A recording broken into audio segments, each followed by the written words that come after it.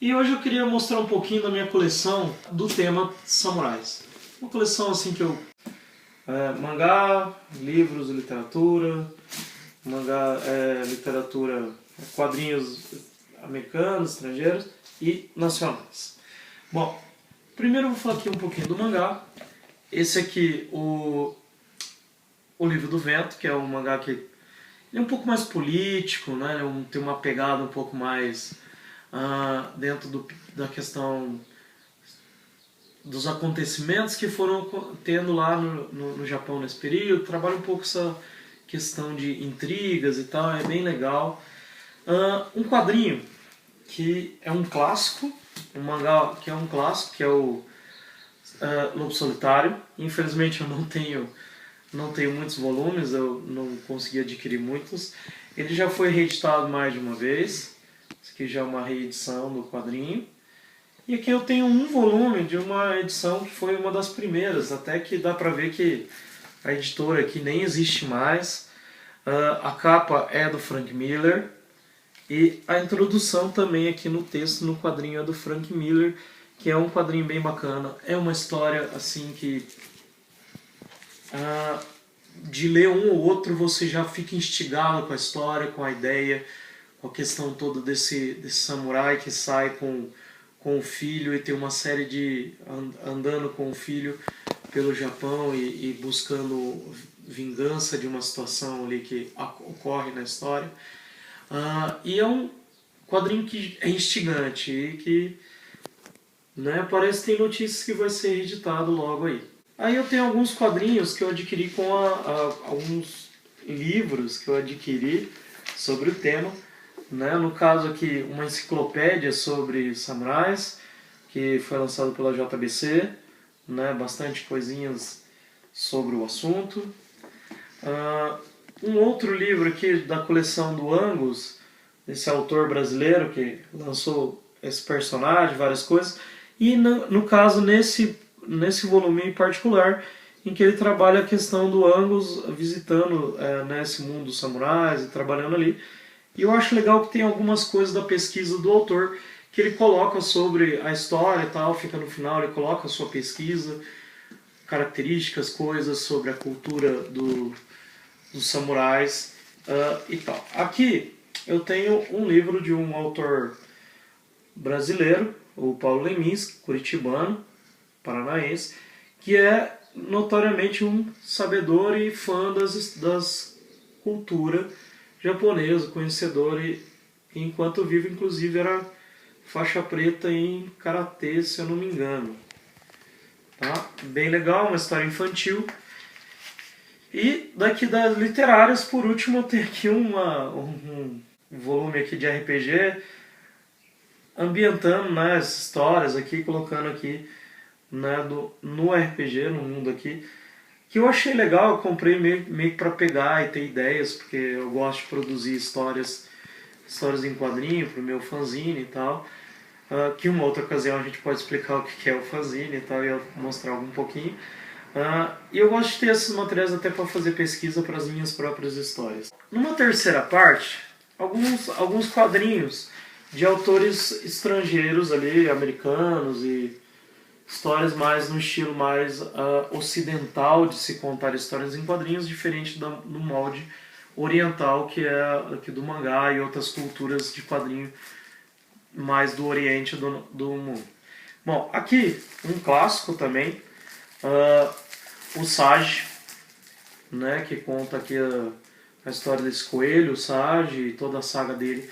Muitas coisas interessantes aqui nesses volumes. Inclusive a forma de forja da katana e toda a filosofia, todo o mistério, a questão que se coloca em volta da katana. Desses mistérios, a questão de que cada espada recebe um espírito que busca o seu mestre. Então cada samurai tem a sua espada e essa espada fica ligada a esse samurai eternamente.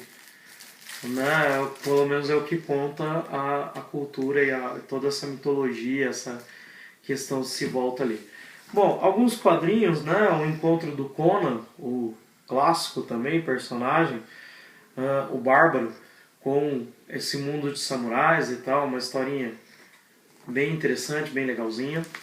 Outro clássico aqui agora do nosso famoso Frank Miller, uma edição que o pessoal geralmente tira um sarrinho por causa do nome que a editora colocou aqui pro Ronin aqui, o primeiro mangá americano. Isso não, todo mundo fala, não, isso não era necessário fazer um negócio desse, mesmo porque não é um mangá, tem toda uma estrutura ocidental, então não dá pra gente falar muito que é um mangá, né? Então o Ronin. E esse que é um quadrinho muito legal, uma obra assim muito bonita, com pinturas e desenhos fantásticos, arte fantástica. Vou abrir um pouquinho para mostrar. Aqui uma coisa assim que é espetacular, a arte desse quadrinho. Uma história muito interessante. Se eu não me engano é uma lenda que rola ali, uma lenda oriental, japonesa. E aqui um pouquinho do quadrinho para vocês poderem ver um pouquinho da arte desse quadrinho, que é muito, muito legal. Sou fascinado por essa arte. Eu que trabalho um pouco, mexo com isso, e eu sei quanto que é difícil chegar num nível desse, né, que eu ainda não cheguei, infelizmente. Mas, assim, e um pouquinho então, né, nessa terceira parte do vídeo, falando um pouquinho sobre esses quadrinhos. O tema samurai, mas mais nas minhas aquisições é de ocidentais. E agora, na última parte aqui, eu queria falar um pouquinho sobre os autores nacionais aqui no Brasil, que eu adquiri alguns materiais de alguns autores já consagrados aqui no Brasil, alguns desenhistas, autores, e outros ali, algumas coisas que me surpreenderam ali de início, que eu fui lá na banca, olhei e falei assim, isso aqui parece interessante, comprei, levei, li, já fui lá e comprei os outros volumes que faltavam para fechar a coleção, que é o Tengu. Tengu é uma história muito legal, não quero dar spoiler, quem tiver a chance de comprar vale a pena, são 3 volumes. O desenho da autora, a desenhista, bom, não tem aqui o nome dela aqui fácil para ver. Bom, é uma moça que desenhou, tem todo o making off, tem algumas partes ali desenhadas, desenhos de outros desenhistas fazendo personagem, colocando ali, completando o quadrinho.